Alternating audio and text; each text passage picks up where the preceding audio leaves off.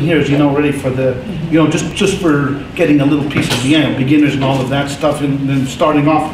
But this is actually a serious set of the Talmud. And if you notice, it's not much different than what we have here in the first page, right? The first page looks all the same here, because you have the text of the Talmud, and you have the Rashi, and you have the Tosfos, and you have everything around it, all the comment. What difference is here is that what you have in the back, pages and pages and just pages of commentary, and more commentary and more commentary and more commentary.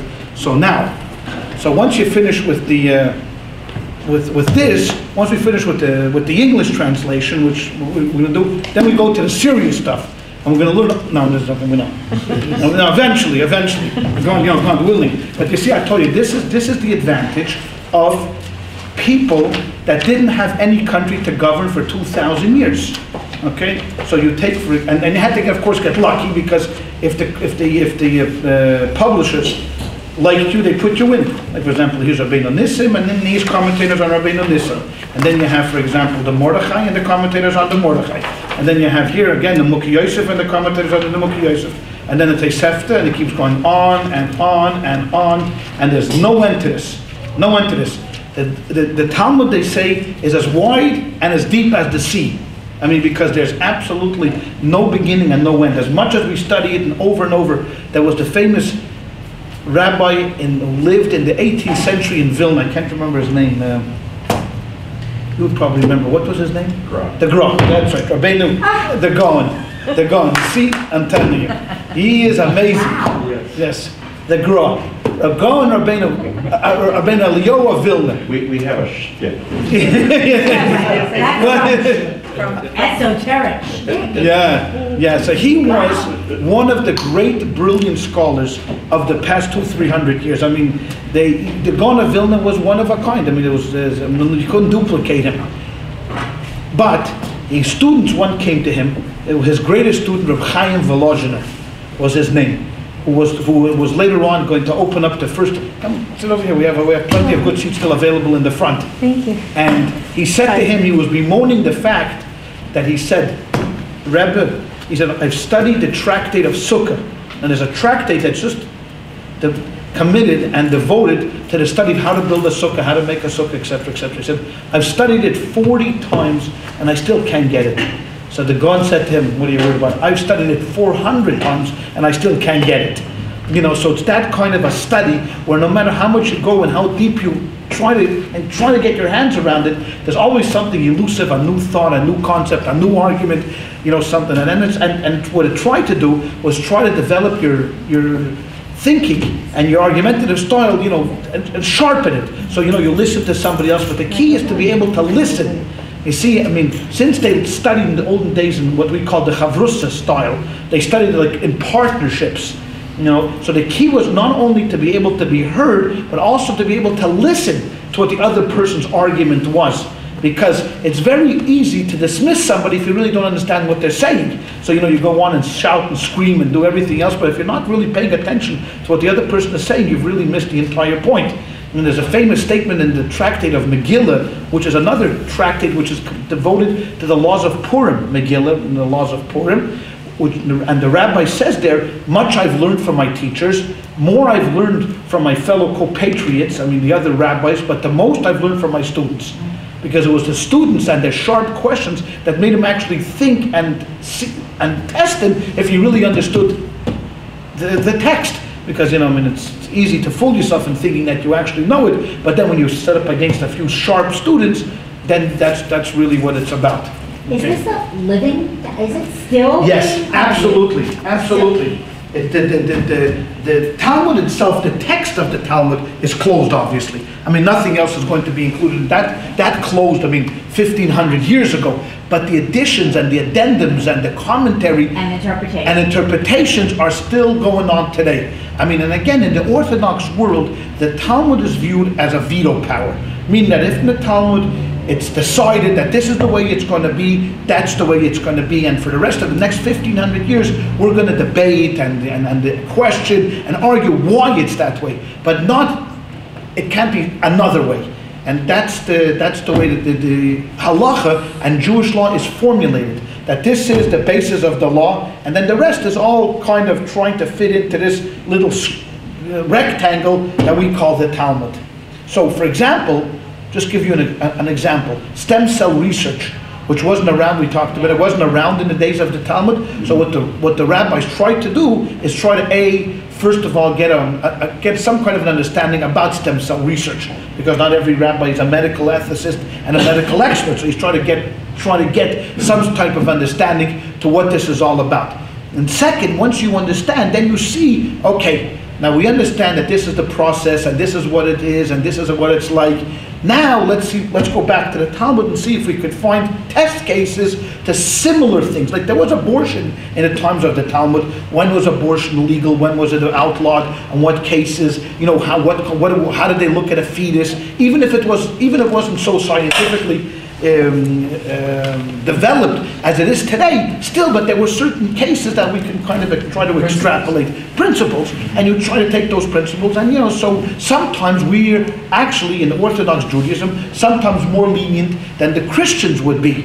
I mean, not always is it always a clear-cut black and white case. I mean, there's certain cases go back and forth, and that's basically how the book is still alive today, and continue to be studied. But it's not, you're saying that the law is the law, they can interpret why and reinterpret why, not if. So there's no change in the descriptions of the people. For example, we talked last week about a divorced woman, and who could or couldn't marry a divorced woman. Exactly. Okay, but what if she does it matter how she got the divorce? Can they change that today? Can they say if she's battered, that's different? Can they say he got it and he wanted out? No, that doesn't make a difference. Nothing matters. Doesn't matter. It's really because the Talmud itself, as we discussed last week, is really only an interpretation of the Torah. So you go back to the original source, which is the Torah, and look up the laws of divorce. The laws of divorce are very clear cut. It says if he's unhappy with her, if all of a sudden he's unhappy with her, and then he sends her out of the house. So right away you learn, okay, what are the cases? So if you looked in the book of divorce, what are the cases where it is permissible to divorce a woman? And the rabbis are quite lenient about it. I mean, one rabbi even quotes to say if she burnt his food. I mean, she burnt his food, he got angry, he wants to divorce her, fine, good. He'll have to pay. Don't get me wrong, he's going to have to pay alimony and have to pay up to ketubah, but that would make a difference. That would make a difference. Now, the only thing would be that there is kind of a case, let's say, this would come up. If the woman, let's say, got married, okay, and then she divorced, okay, she got divorced, and then she married a Cohen, or whatever it is, and now, she's not allowed, but okay, she married a Cohen, and it is. And now, she didn't know, we're talking about the present day, no lashes. Okay. Present day, there's no lashes. No lashes today. Oh wait, she's a judge, I'm not going in front of her. I don't want to get in front of her. I'm telling you. But by the way, ladies and gentlemen, there is coffee, and I urge everyone to please, we're paying for the coffee, so have a cup. Even if you're not a coffee drinker. If we don't drink it, do we get lashed? What? And if you don't drink again, yes. Okay, so. I'm going to listen, Okay. but you're telling me Orthodox Judaism does not have anything in any book about a woman who has the you-know-what beat out of her by her husband. Oh yeah, of course. We're not talking. We're talking about specifically about the case of a divorced woman marrying a Cohen. Okay. The reason why Anne is not relative to us. We're not relevant to us. We don't care. She's a divorced woman. She's divorced. Whether she divorced because he found somebody else, or she got divorced because she threw him out, it doesn't mean that's not relevant to us. What could be sometimes relevant to us is if there is a case of, let's say, today in America, most people are not well versed in the laws of Judaism. They don't know, divorce, who, when, how, what. So a divorced woman goes ahead and marries a Cohen, and whatever it is, now they come to the rabbi, and the rabbi, now they're all of a sudden discovered that they're Jews. They come to the rabbi. What do we do? Rabbi, here I am, a Cohen, and here I am, and she's a divorcee. We're Orthodox. Do we have to divorce? Oh, so this is a very tough case because you can't marry a divorced woman. And what are you doing? They have 6 children, and and what are you going to do? Break up a family? So in this case, what the rabbis would try to do, I'm not saying it could always be successful, but what the rabbis would try to do, if they're compassionate, is try to find a way, to nullify, or what we call annul, her first marriage. Meaning that, we take a look at her first marriage and we say, well, we look at the ketubah. It's not that easy to do. I mean, I've had this case. And it's not very easy to do, but you try to find a way somehow to annul the first marriage. Meaning that, you look at the witnesses, you look at the witnesses and you see you disqualify the witnesses, or you do something else. If you can't do that, if you can't disqualify the witnesses, then you look at who says he's a Cohen. He claims he's a Cohen, but how do you know? You have a book? Can you bring us like a lineage? I mean, an idiot would say he was a Cohen knowing he couldn't marry. No, he didn't know. Oh. He didn't know, and he did this. He didn't know. She never told, or whatever the case was. Whatever the case was, So there are cases where you look at the guy and you say, how do you know you're a Cohen? Right. You're no Cohen. Okay? You just claim because your father said you're a Cohen means you're a Cohen. You're no Cohen. Okay? So you're no Cohen, so he could marry this. Your name is now Perelmuter. Fine. Hey, excellent. Okay? You're Ice Cohen. Easy come, easy go. And then that's the way it works. So there are difficult cases here, but no matter what it is, no one's getting lashes. No one's getting lashes. Now, in the case, what? Yeah, but the cases, for example, where a battered woman. Where would be relevant would be that in the case of he doesn't want to give her a divorce, okay, she could leave him. I mean, he can't force her to stay with him. I mean, she runs away, she goes back to her father's house, but he is some kind of a paskudnyak, and he doesn't want to give her a divorce. He won't divorce her. He says, no, I'm not giving her a divorce. Now she's stuck. She's stuck because you know what? In traditional Judaism, the rights of a get are in the husband's hand. So the Rambam, I just saw this today, the Rambam writes that if he doesn't want to give her a get, you take him to court, that's where you could lash him, not 39, but you lash him until he says, oh, you know what, I thought it over. I'm going to give her the get.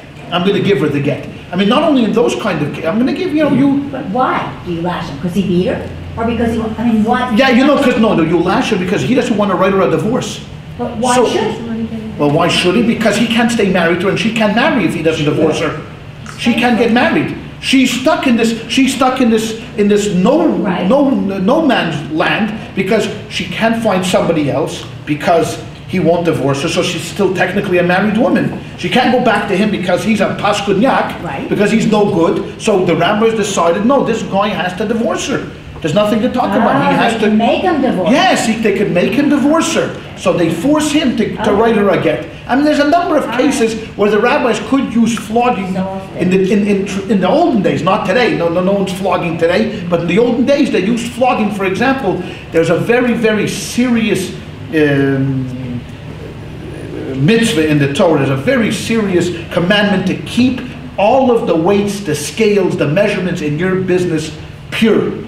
I mean, you gotta keep them, because it's so easy to cheat people. I mean, there's a million ways how you could cheat people. So over and over again, Hashem says, be honest in business. If a guy is caught with weights that were dishonest, lashes. But not lashes in the sense that there's a special set of lashes for someone like that. They really beat the heck out of the guy. And to prove a point that this because you know what? If you don't stop it here, then all business falls apart. Okay, let's go back into the text itself.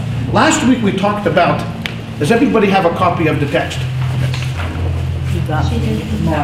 couple more people. You need what? Can you hear me, Bill? Here.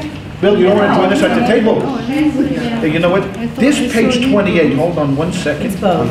Did everybody get no copy? Everybody has a copy, right? No. Okay. Not everybody. I passed mine. Here, pass it around. Oh, okay. Oh, there you go. Okay. Paul, how's it going? All right? Okay. Before we start, excuse me, go ahead. I just wanted to ask you, when a couple comes to you, you don't make the decision, do you? Don't you bring it before the rabbinical council? No, I don't do anything. I mean, I just try to get them to stay together. In the case of where they can't stay together, then they go to a bezdin. They go to a rabbi that will actually write a divorce for them. I don't do that. I don't write divorces. I mean, you have to have a sofer there. You have to be knowledgeable in the whole legal ramifications of a divorce. You make one mistake, you're finished because you've let a woman. So it's all, the Beis Din takes care of that. You send them to a Beis Din. Now some Beis Dins will refuse to divorce them. If they come into court and they just don't feel like getting married again, so get out of here. So why should we grant you a divorce? Why should we grant you a get? Just because you don't feel like being married? I mean, you made 4 kids. Thank you very much. Have a good day. Get out. Go reconcile. Fine. Go to a psychiatrist. Go to a marriage counselor. I mean, the Beis Din has a right to do that. So every city has it? Yeah, every city has. I mean, of course, you're not going to find it. Probably Ogden, Utah probably doesn't have a Beis Din. And if you're up in Utah, so you'd have to fly to LA. But you know what? I mean, Biloxi, Mississippi, probably. I mean, I think the Beis Din was washed out in Katrina over there. But you got in Baltimore, New York, Detroit, Philadelphia, Los Angeles, Chicago. Then you got your Miami. You got your Beis Dins. And then if you live in Champaign, Illinois, you can take a trip up to whatever it is over there, up to Chicago somewhere, right? I mean, what? Cleveland, right? I mean, definitely all of the AL cities have a Beis Din. I'm sure anybody in the AL has a Beis Din. NL, I'm not so sure about that. But so therefore, that's what happens. Now, there's one question that we need to answer because I'm going to forget about it. So I want to ask the class this question. I mean, we're meeting here for the next several weeks at 7:30. Okay. Now, there is a member of our congregation that has a show on what is called community television here. Besides, I have a show, but there's another member of the congregation, and she asked if we would be willing to come next week to be filmed for the show.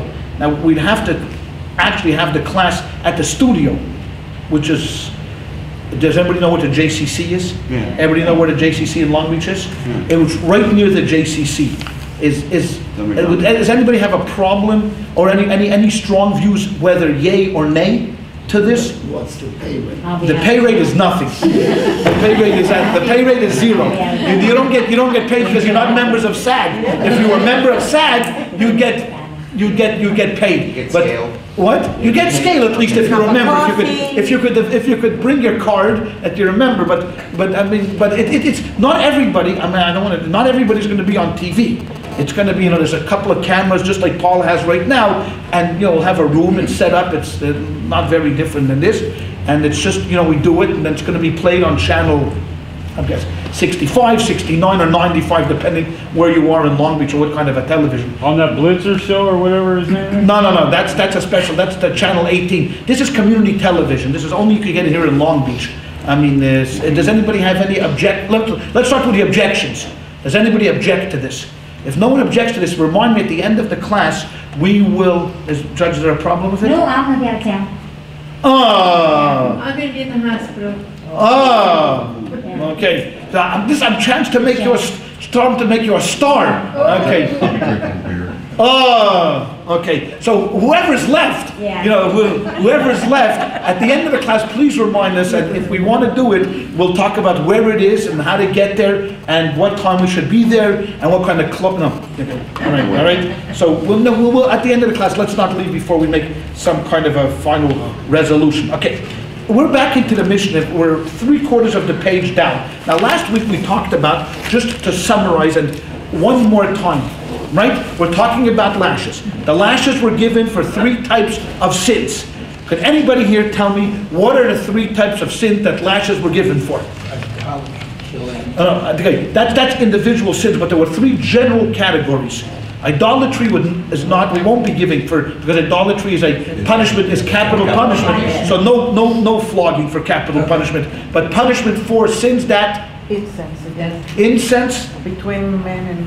But if it's a capital, if it's a capital punishment between a married woman and man, no lashes. I'm not talking about individual cases, but there were general rules of what kind of cases get lashes. Sins whose punishment is. What's the punishment? Less than capital. No. Less than capital, and that is between man and man. But there's a punishment. We talked about this last week. 39 lashes, but the punishment for doing the sin is exorcism. Remember, getting cut off from the people. That's the key. Chorus, you get cut off. If you eat, we're going to come up to a case, chametz on Pesach. Last week we mentioned if you eat bread, you have a beer, you have a pizza on Pesach, the punishment for that is v'nichrasa. God is going to cut you off. Beis Din can't do anything. The courts cannot do it. Only God itself. So there's two types of premature death. Remember this, there's two types of premature death.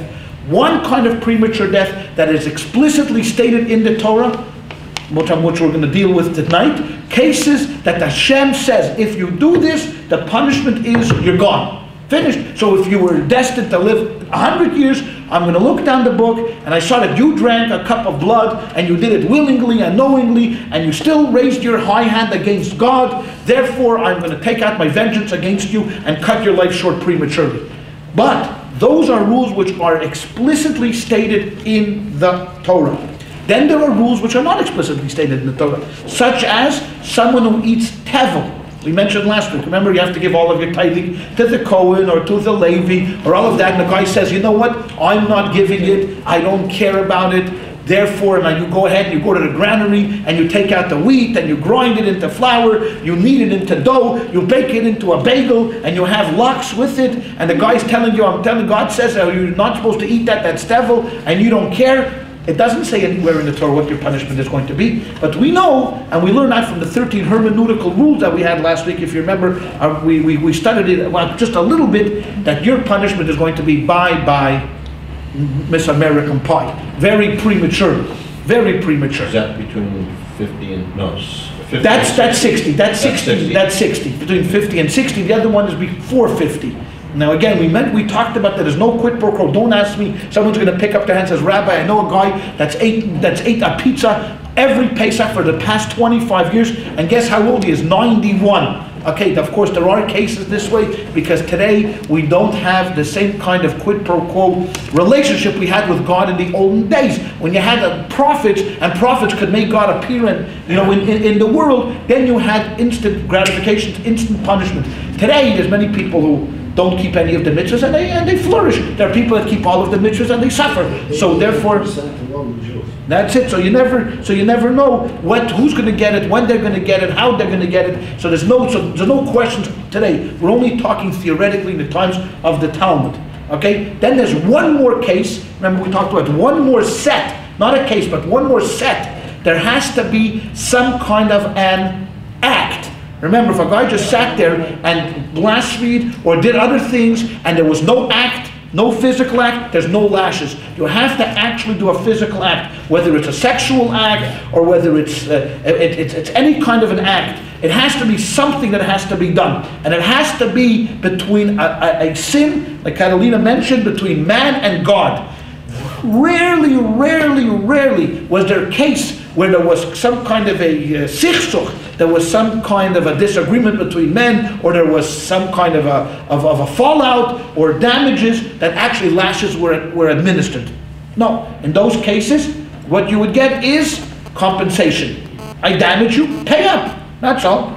Damage you twice, pay up twice. Damage you 3 times, pay up 3 times. Now, in the case of where a guy was warned that keep your ox in the barn, and he still wouldn't keep the ox in the barn, what would the rabbis do? As I mentioned before, what the same rule would apply to a guy who doesn't divorce his wife, but the rabbis feel that his wife should be divorced. They would take him out behind the barn and beat him. And there's cases, very rare case, some cases where people can take matters in their own hands. There is a bit of vigilantism within the Talmud, such as in the most famous case in the Torah. We have a case of Pinchas, where Pinchas went ahead and took matters in his own hands. He did not consult the court. He took his sword and he slew 2 people, on his own volition. Later on, the law was established that if this case happens again, Kanayim Poigumboy, the zealots may take matters in their own hands under very, very, very stringent cases, maybe 2 or 3 cases where there is vigilantism is allowed, but we're not going to get into that right now because, we don't want to cover the entire text of the Talmud. Let's just try to focus today on those cases, a number of other cases where the person would get flogging. Now, in order to understand this, I have to explain to you something else. There was, as we mentioned last week, a certain sect within Judaism that did not own any land. Who were they? The Kohanim, right? The Kohanim, as we called them last week, were ladygaters. Okay, I don't want to use ladygaters. Lady means empty goers. You know, I mean, they worked 2 or 4 weeks a year. Most of the time they were either studying, they were keeping the temple clean. I mean, but they really didn't have what we call today normal jobs. They owned no land, they didn't have any normal jobs. How would they sustain themselves? I mean, what was there? So they lived off the public dole. They lived off welfare of the people. So they gave them presents. Now God understood that, you know what, there could be some type of a resentment to this, because you know what it says, just to give you as an introduction, there is an unbelievable statement in the Talmud that says like this: Kol she'einen noitel chala is ki'ilu oiver avodah zarah. Anybody who does not take off challah, God considers it as if he committed idolatry. Now, let me just explain what challah is, because for many people there's a misconception thinking that challah is a braided bread that you buy at Schwartz's, or at least get abused and buy at Schwartz's. Something like that. Oh, it's on tape. I'm going to edit that, Bill. To take that out. I don't want Schwartz sending me, sending me a lawsuit. But you know what? So there's cases. I'll say it. Okay, there you go. So so here's what is challah. Challah is a commandment that God said that when we bake bread, whether you're an individual or whether you're a baker, and you've made the dough, you take off a piece of that dough, and what does that piece do? That's called the challah that you've pulled off, and that goes to the Kohen. You have to save that. The Kohen comes around on Friday, Thursday nights, whenever you're baking, he stretches out his hand, you put the challah in his hand, and he goes on. So the rabbi said, anybody who refrains from taking challah from their dough, God considers it as if they worshipped an idol. Now think about this. Think about the equation here. It's mind-boggling, because on one hand you have probably the most serious sin in Judaism. I mean, what worse can you get than you actually denying God and worshipping an idol? And on the other hand, you have a mitzvah that is a positive commandment that not everybody does. How many people here have actually ever fulfilled the mitzvah of challah? Actually baked a dough and take off a piece. Now what do you do with it today? Since there's no real Kohen, because no one really knows if they're a Kohen, and even if there are a Kohen, there's other problems, we burn it. We burn this piece. So if you go to Schwartz Bakery, every new dough, they grab a piece, they throw it into the fire, it's gone, have a good day. That's the way it works in remembrance for challah. So we have a mitzvah's essay, we have a positive commandment that we are now equating to the most vile, serious sin that there is in the Bible. How is this possible? But remember, it's not punishment-wise. I mean, obviously you don't get the same punishment. I mean, if a guy commits idolatry, what's his punishment? Death. If you don't give challah, you don't give challah. I mean, that's it. Have a good day. You've missed an opportunity. But what is the meaning behind it? Is think about this. The psychology, right? There's a farmer goes out there, buys a piece of land. What's the first thing the poor guy's got to do? He's got to plow. You have to plow the land. You can't just plant. You've got to plow. So to get a plow, how do you plow? You got to find an ox. You think it's so easy to tame an ox? You think it's so easy to get an ox to work? You got to schlep the ox out of the barn. Okay, finally, a Jewish guy schlepping an ox out of the barn. That's already a sight to behold. Okay, then you got to administer the plow on the ox. That's not going to help you if an ox is standing in the middle of your field. You got to take a plow and then hook it onto the ox, and they have to tie it a certain way. And if it's not tied good, it's going to fall off the ox. Okay, so here's a guy. Green Acres. Remember Green Acres? That show Green Acres. Okay, so here's a guy from New York City trying to apply what? Greenhorn Acres, that's exactly what it is. It's this guy from a shtetl, in Lodz, trying to apply a plow to an ox. Finally he gets the plow on the ox, okay? Come. The ox plows the ground. Doesn't know if he's plowing. If he's not plowing, the plow breaks. He's got to fix the thing. This guy is going nuts. It takes him several weeks to finally plow his little piece of land. Finally, after he plows the piece of land, he turns over things. Now he can start to seed. He starts to seed. So he takes out the seeds, doesn't know what it is. If it's oats, if it's barley, if it's who knows what he's thinking with a spelt. He doesn't know what the guy has in his hand. For all he could be seeding is who knows what bird seed. Okay, finally puts the seed into the ground, then you got to turn the ground back over, right? Because that's the first step. So he finally turned it back over. Okay, now he waits for rain. Every day he says, Talmud, please pray for rain. Finally the rain comes. Okay, the rain is falling. Come, it rains. Okay, well, thank God. After the rains, a few stalks start to grow. Hey, miraculous! It's a miracle. He has a few stalks growing, and on the stalks, all of a sudden, buds start to appear, and from those buds, you get little kernels of grain, and this little kernels of grain comes along a strong wind, like a little hurricane, blows off 50% of those buds that he's been waiting for all winter. So he's already cursing already, look what happened over the years. Half the buds are gone, half the kernels are gone. So now what you got to do is you got to thresh. And here's all thresh. When they thresh, I remember Tom Thresh from he used to play for the Yankees in the mid-60s. That's all I know about it, Tom Thresh. That's shortstop for the Yankees. And I don't think that's what they meant in the Bible by threshing. So then you go and you take a sickle and you start hacking down the thing. You don't know how to use a sickle. I think a sickle is like a bat. You don't use a sickle like a bat. There's a certain way you have to swing the sickle. You got to do it. The guy swinging the sickle. Then you have to winnow. What does he know from winnowing? In New York City, you don't winnow on Park Avenue. He's got to winnow, throw it up, throw it down, throw it up, pick it up. Okay, finally throws it up. Half the stuff gets blown away. With it. So he's got about maybe 10% of what he started off with. Finally, then he bundles them all up. He brings them into the house. Then you got to grind them, and you have to separate the husk from the kernels. It takes a long time. He's sweating. He's crying. His wife is crying. Everybody's crying. He waited a whole year for this. Finally, takes those kernels, the few kernels he has, puts them in a millstone. The guy starts grinding. You know what happens in a millstone when you start grinding? Half of it falls on the floor. Half of it the dog eats. Half of it's licked by the mice.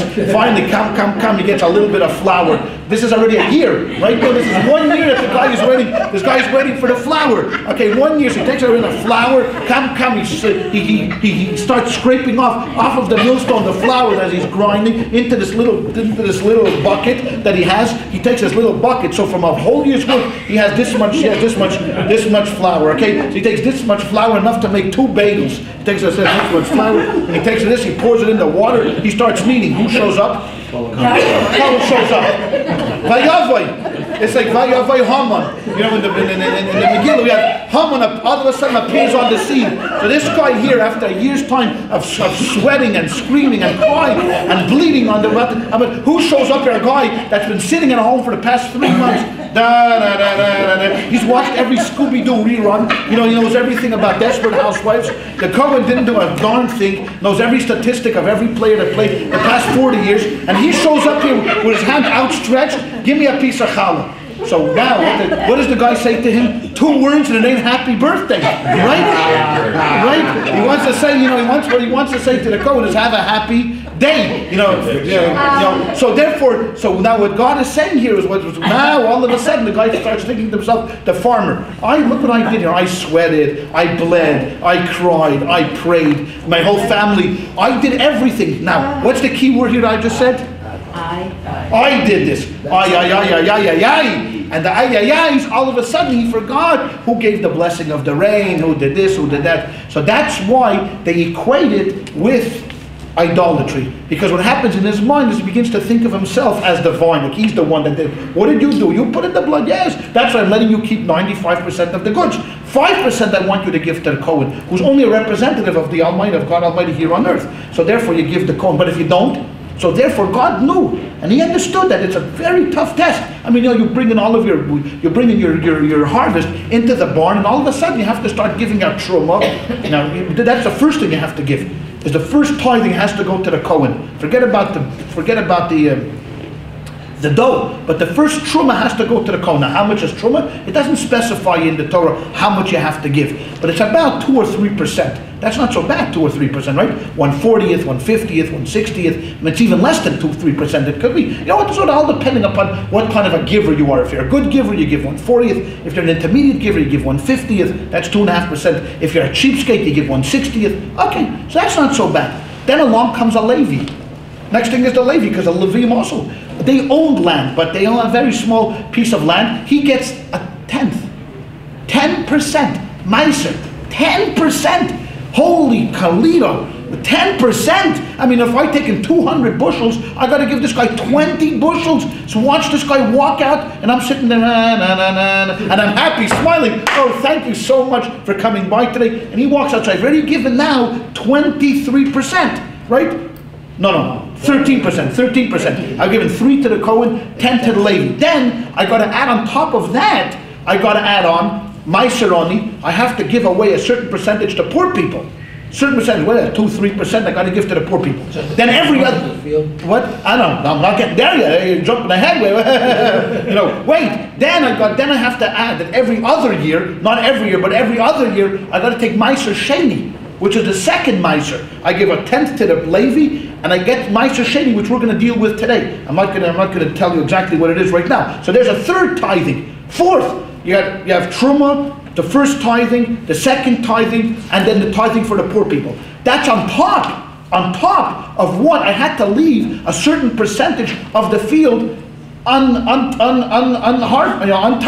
I had to leave Peah, the corner of the field I couldn't touch. That's besides Shikha. If I forgot and I left a bundle out on the field, I can't go back and take it, because Shikha, if I forgot it, it's hefker, it's ownerless, and every poor person could do.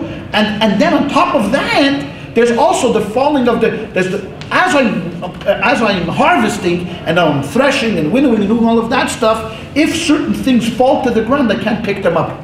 Okay? Shikha, Peah. It's unbelievable. So what I end up with is 2%. I gave away, and we complain about taxes. I mean, here's the guy's giving away a good chunk of his business is going away. So God knew that the natural reaction is going to be throw the bums out. What is this? I mean, we need the Democrats come. What do we need Conan? We have Democrats that are going to tax us to the hilt. What do we need that for? So therefore, our first reaction is going to be no. You know what? I'm not going to give him 10%. I'm going to give him 7%. I'm going to give him 6%. 6 is still good. Why 10? 6, not bad. So what God did was He put a very stringent law upon what we call all of these presents, and He made them what we call hektish, holy. Okay? Now if they're holy and they're designated as holy, there's a whole different rules and regulations to how you have to deal with these presents. So once you go in, and let's say like this, let's say this cup represents the truma, the first tithing that I'm going to separate for the Kohen. Let's just pretend. Okay, so we have this whole table is now, I take this truma, and I say, I designate it for the Kohen, and I put it on this side of the barn, on this side of the barn. Now, that becomes holy. What do you mean by holy? Well, I can't touch it unless I'm in a pure state. What do you mean a pure state? For example, if I'm part of the Chevra Kedisha, if I'm part of the burial society, and I got called 3 in the morning because someone had passed away, I'm impure till I go to the mikveh. Remember, those days men went to the mikveh as well as women. Not only today, it's only the women that have to go. Chassidim still go to the mikveh, but I'm saying women only today go. Those days, you touched a dead body to the mikveh. What happens if I touched, I caught a dead mouse? To the mikveh. What happens if I had a relationship with my wife? To the mikveh. What happens if I got leprosy? To the mikveh. All of these things rendered you impure. If I touched a carcass, to the mikveh. Everything that made me impure, I have to go to the mikveh. And until I go to the mikveh, I can't touch this. I can't touch this, because this has now been designated with a special aura. It's called holy. And this is the same thing is true for the presence of the, so truma, you can't, and certainly can't eat it. The Kohen also has to be in a pure state. But the Kohanim were different because they usually took care of themselves. They were not in a burial society. They never went to a cemetery. They can't do anything. They didn't do anything. What? They didn't do anything. So they should be in the burial society. I would think if you're not doing anything, you're the first guys to get woken up at 3 in the morning. But they were prohibited from coming into contact with a dead body. They were prohibited from burying anybody. They were prohibited from going to a funeral, except if it was your own private family.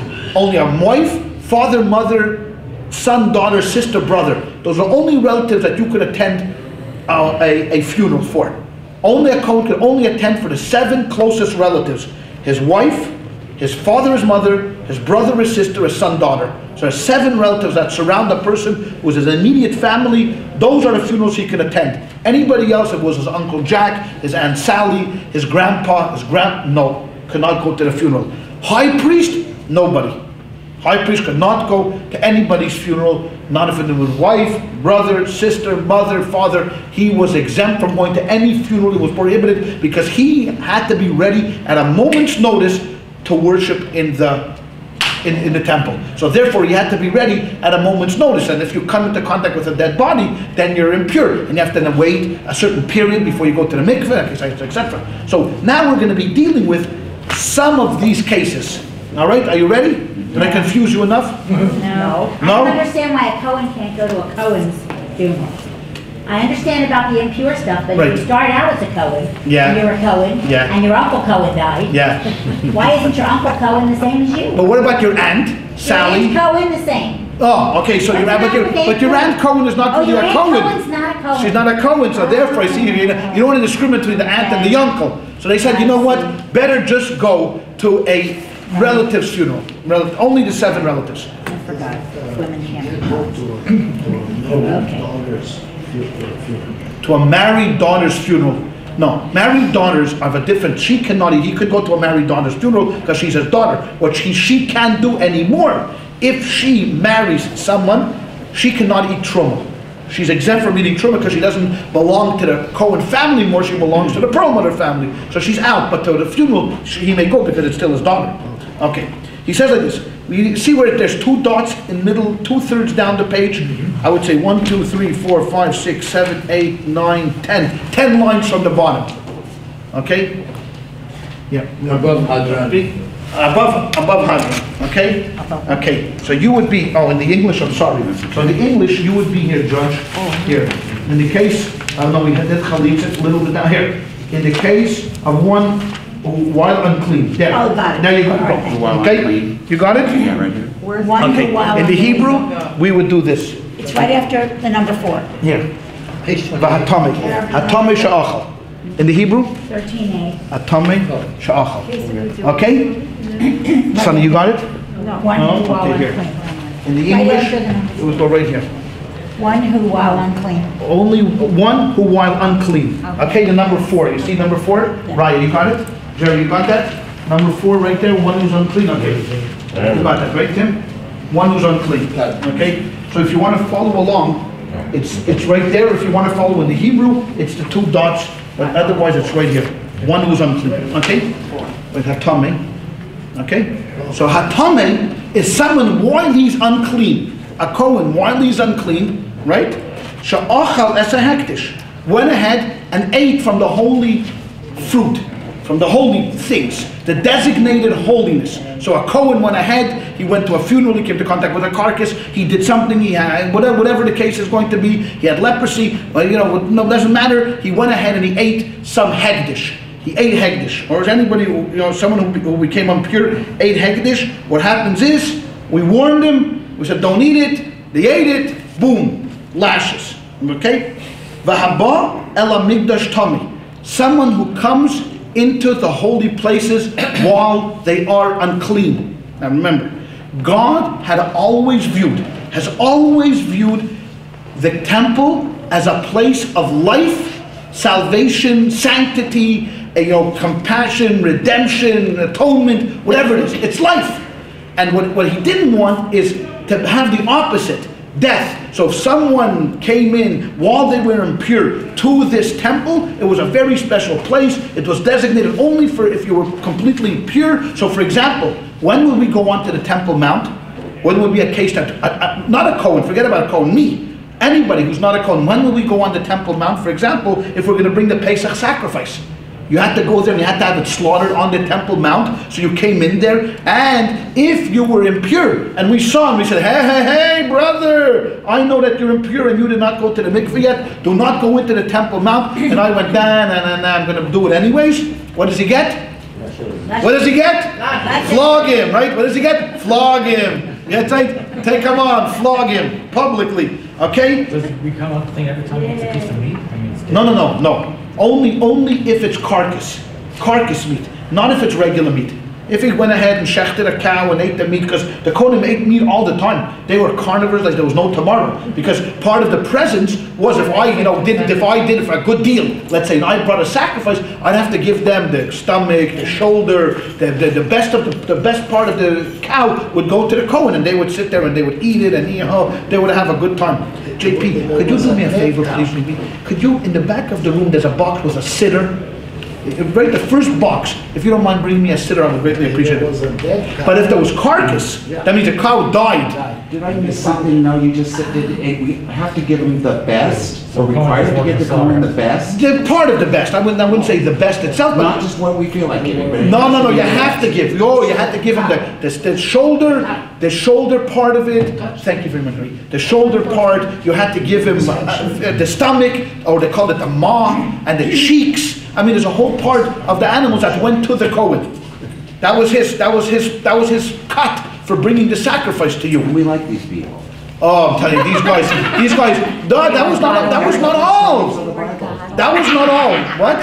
They're the first garments of the Bible. Oh, they're not, yeah. But don't worry, you really needed them. Because, believe me, you didn't want to call them a ganef. Of course. Because if you had to bring up an atonement sin, and you had to bring a korban asham, and all of a sudden, they said, didn't you call us ganefs last week? Schlesinger, to the back of the line. All right?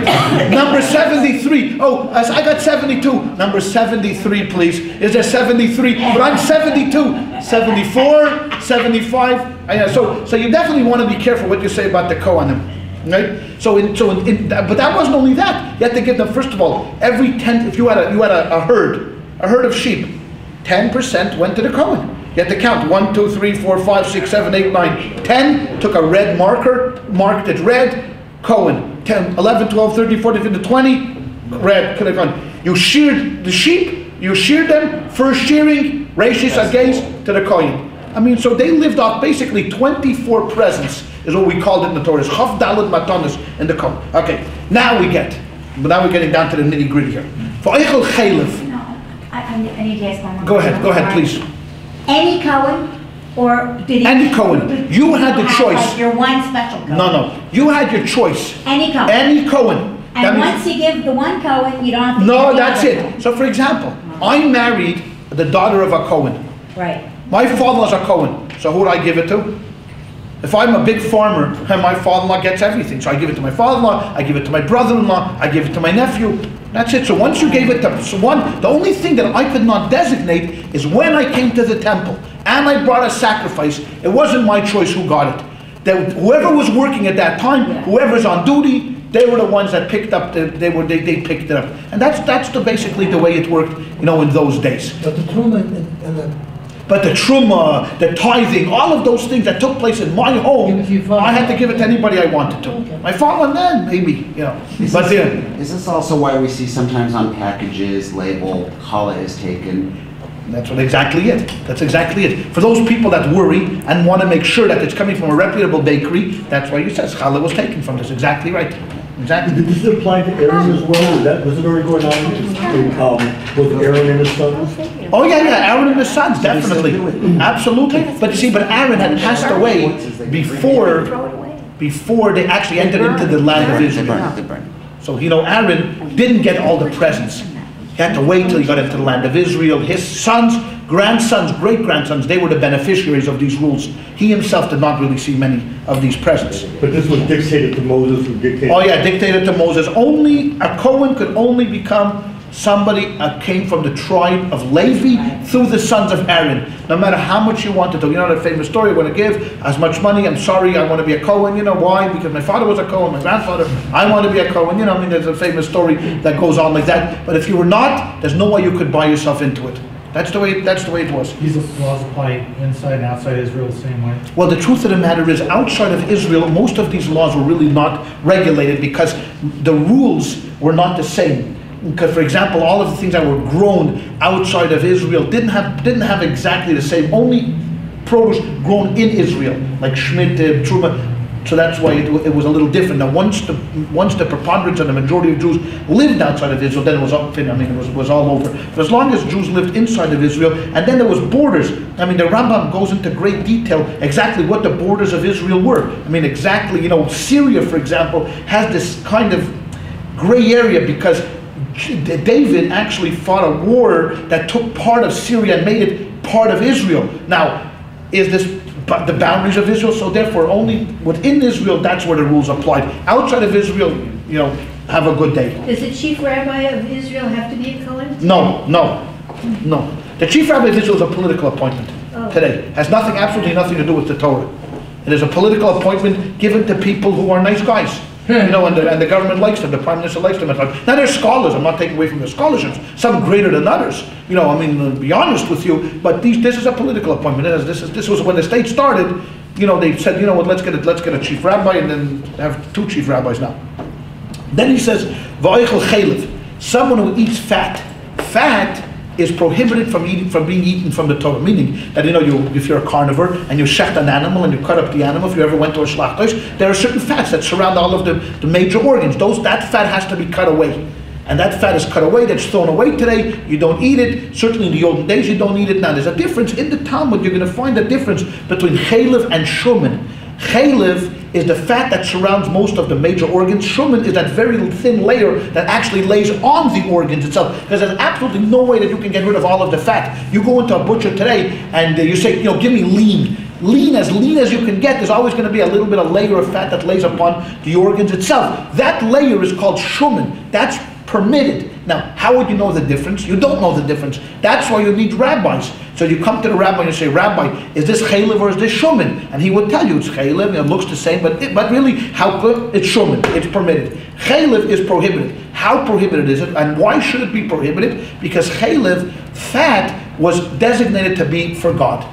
Right, for God, because chaylev, kol chaylev, anything that's good, fatty, meat, should be for God. So you're prohibited from eating it. So you have to throw it out, get rid of it. It's treif. You couldn't have it. No ands, if or buts, into the garbage. Thank you very much. If a guy says, no, I love the fat. Oh man, gribbiness. I gotta have that gribbiness, baby. I gotta have that gribbiness. This does not apply to chicken. That's why you can have chicken gribbiness. So he says, no, I gotta have that gribbiness and I want that fat off the cow. And when I say to him, no, it's prohibited, and he still eats it, what happens? Flog him. Okay, there you go. Flog him. Dam. Right? Blood. You eat blood, you drink blood. Now, someone's going to ask, okay, Rabbi, the same thing is true about a steak.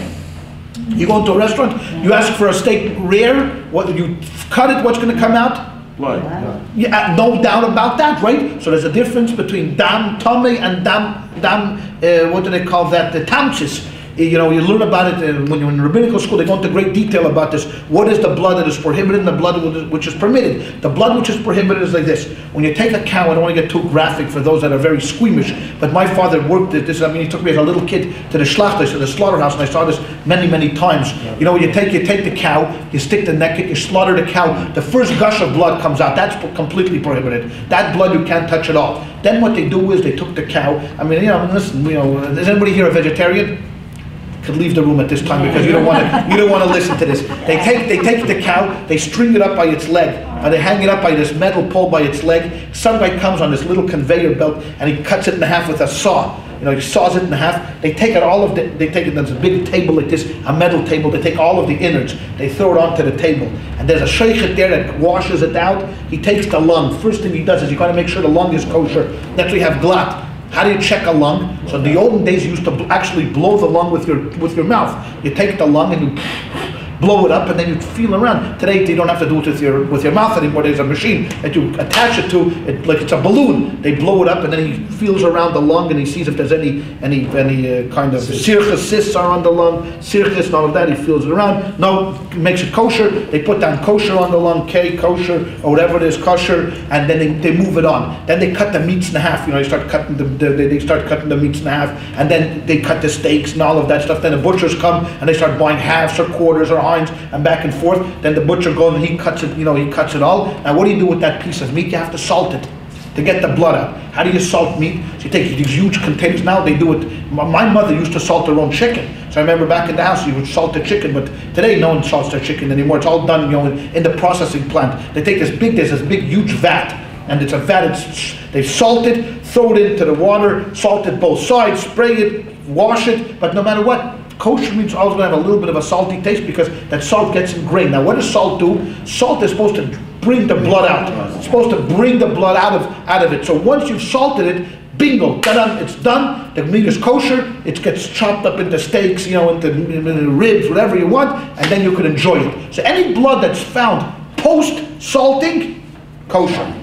Pre-salting, not kosher. So if you ate meat before you had a steak and that was not salted, and I said to you, hey, Tim, that's a pre-salted steak and you have to salt it, and you said, no, but I love it. I gotta have that pre-salted because that your kosher meat tastes like fech. I don't want it with any salt on it. Yeah. Lash him, right? Flog him. I hope it's worth it, Tim. I hope it's worth the steak. But that's that. So that's the way it went, and then that's the same thing is true today. How can you eat meat after you heard what happened? I don't know. Believe me, it's not as bad as seeing it. Seeing it is worse because you look at the animal and it looks at you with those. Okay, I don't want to get into it. Okay, I'm telling you. But everything is good in moderation. In moderation. If you keep a fine moderate, it's not bad. But if you're going to be a chazer, then it's not good. And you eat meat 3 times a day, so you're going to become out the meat himself. You're going to be like a cow. A Chassidish Rebbe once walked by one of his chassid's house, and then he peeked in during a meal. And at mincha time, he met him. He said, "You know what? In my life, I never saw a cow with a strimal on."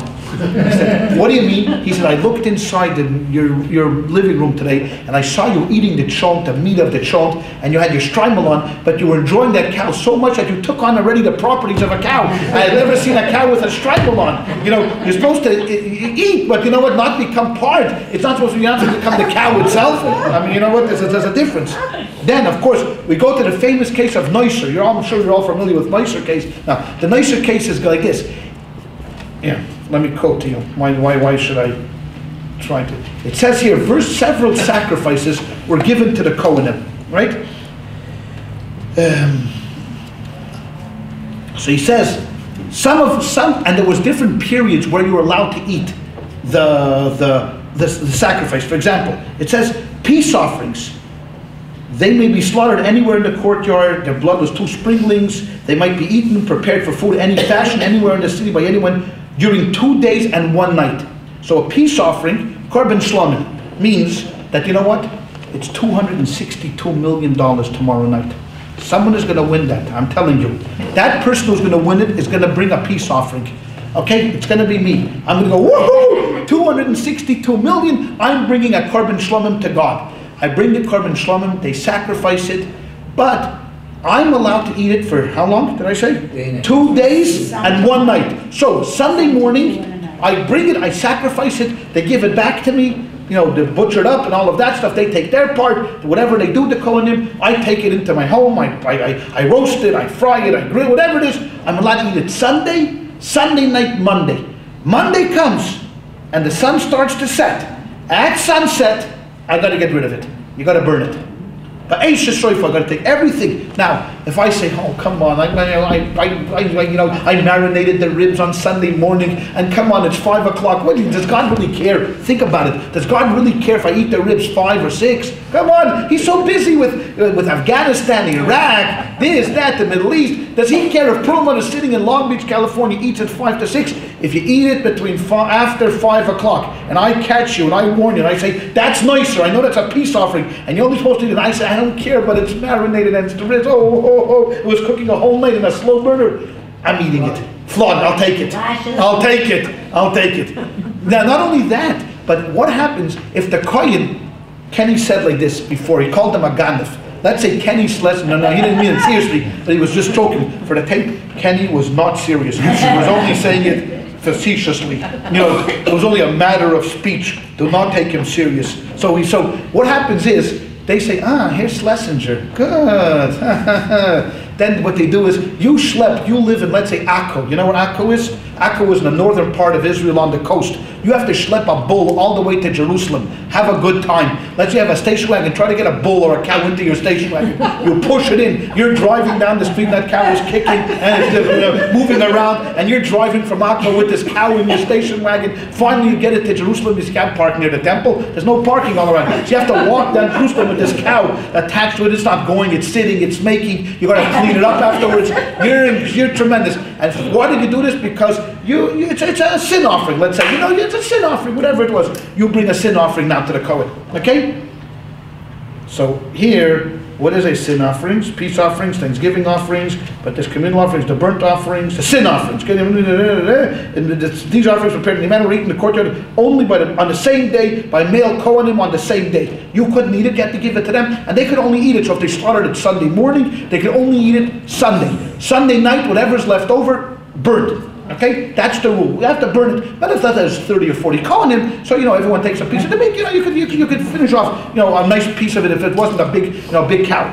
Kenny shows up, and the Kohen is there. He says, "Well, don't we remember that guy? Last time he was here, he gave us a tough time, didn't he? I mean, it was belligerent." Okay, what?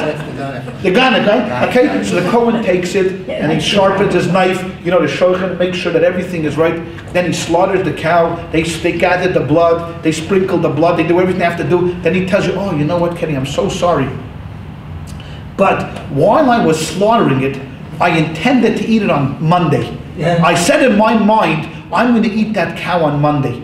all of a sudden. And that traced the cow. That traced the cow. That's called pigul. That's called an abomination. If the Kohen or someone else thinks to themselves and has intention of eating the sacrifice past its due date, you know, the due date on the bottle of milk, if the Kohen does it, or if I'm shechting it, and I think in my mind I'm going to eat it past the due date, that's called pigul. It's an abomination before God, and whoever eats of that sacrifice lashes.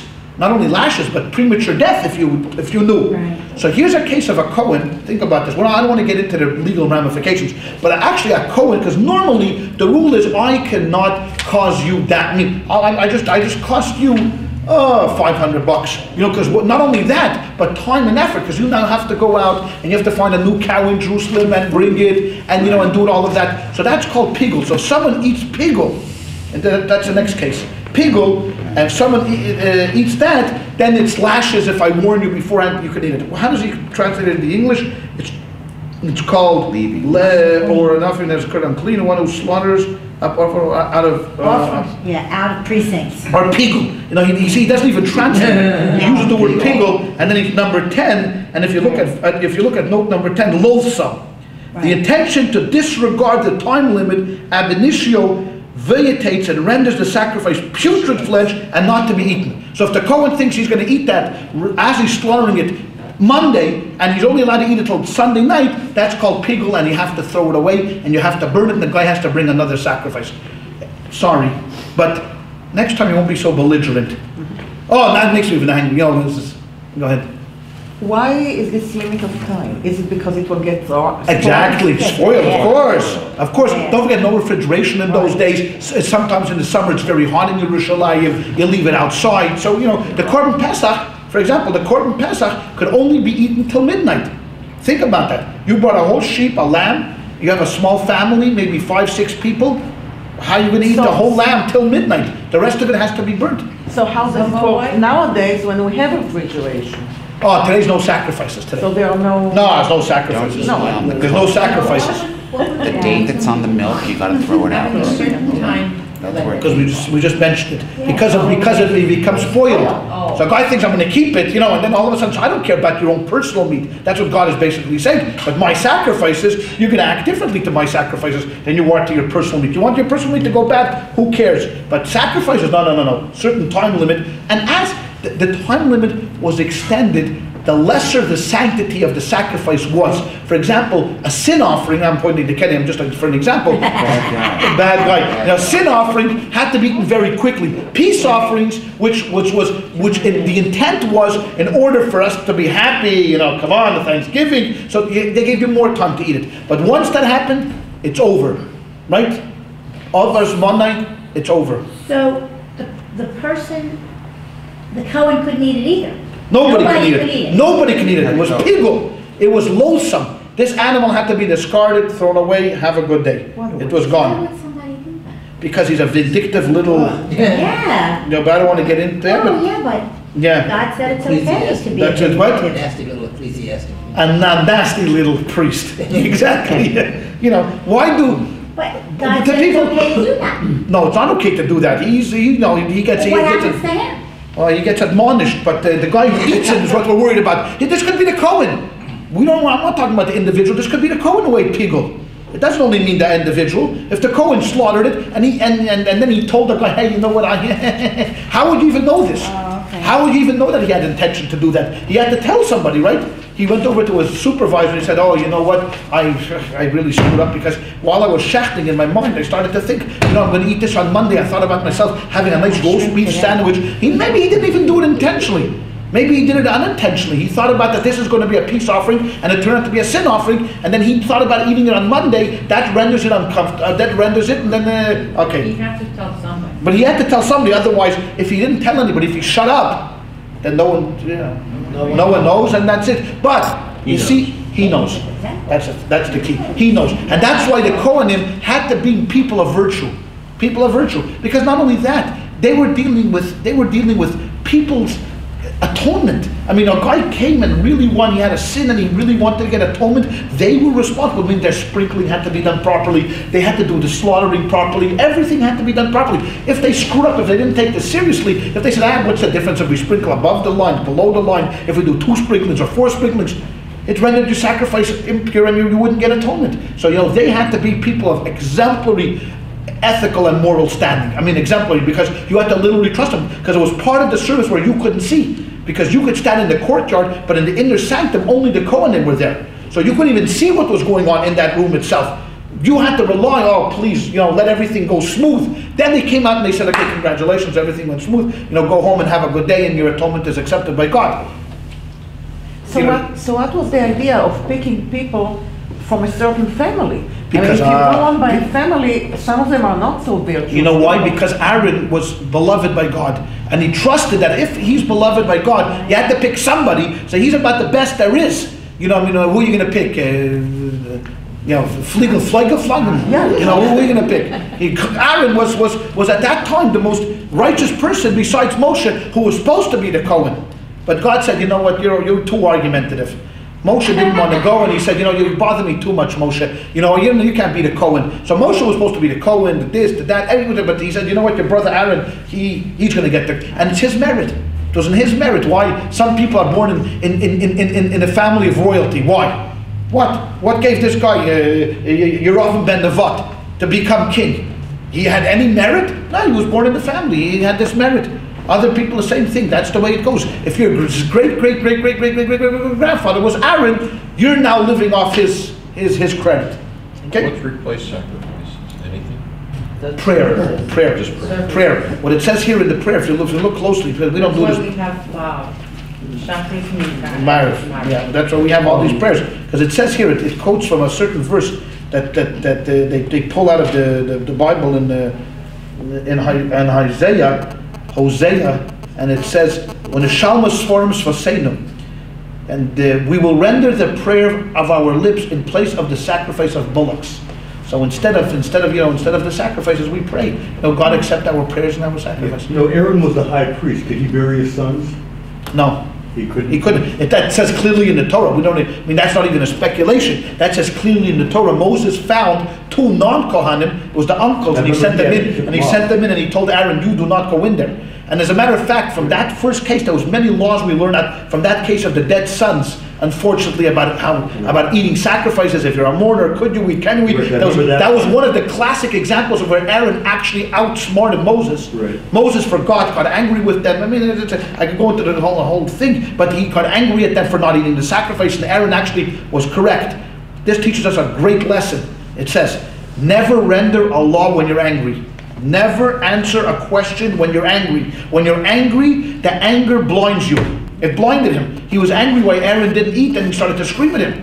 How could you do this? Not enough tragedy here today with your sons dying. And Aaron says, calm down, because Moses sometimes could get angry. When you're the lawgiver, and it's frustrating sometimes that not every judge.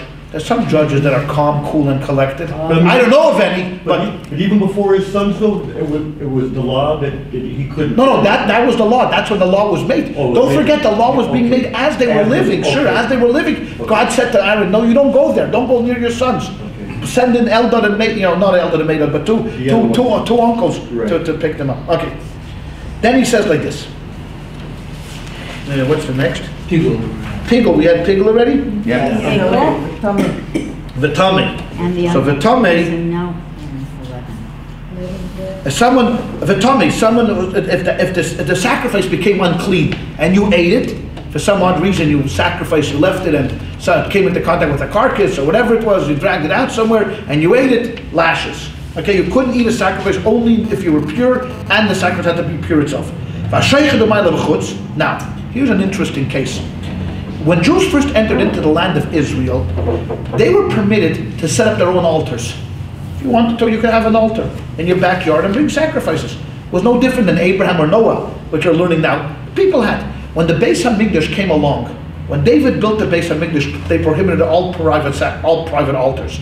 No more could you bring a sacrifice only in Jerusalem and only at the temple and only at the altar in the temple. No other altars were permitted. So everybody took apart their altars, their own private altars, and now everything had to be Jerusalem-centered. It made sense because God had always promised Abraham and Moses that one day there's going to be a place, and on that particular place I want you to build the Beis HaMikdash, and that's going to be the focal point of the Jewish people. I think it served us well for close to almost 1,000 years, 400 and something for the first temple, 400 and something for the second temple, so put together about 830 years of actual temple existence, carry over the 70 years that of exile, so about 900 years. And for 900 years, that was the focal place. I mean, all prayers were faced towards the temple. Everybody 3 times a year had to go up to Jerusalem. I mean, it made us focus. And the temple was like a point where you looked at it and you were in awe. You know, especially Solomon's temple, which was out of gold and I mean, just splendid and I mean, opulent and everything. The second temple wasn't so nice because Jews were poor when they came back from Babylon. Later, Herod, the wacko, you know, I mean, he rebuilt the temple and made it unbelievably beautiful because he said, I mean, a white temple is going to be a made a very, very nice temple. But for close to 900 years, everything focused around the temple. So once the temple rose and the first sacrifices were brought there by Solomon, everything is prohibited. So now the Kohen says to himself, you know what?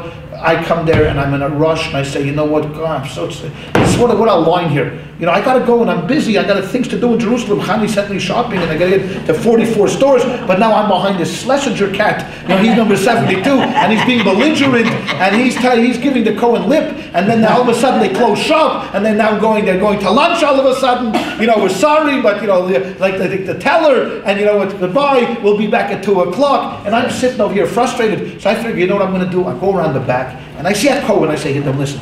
Here's $100. Do me a favor, please. Take my sacrifice, slaughter it, do it.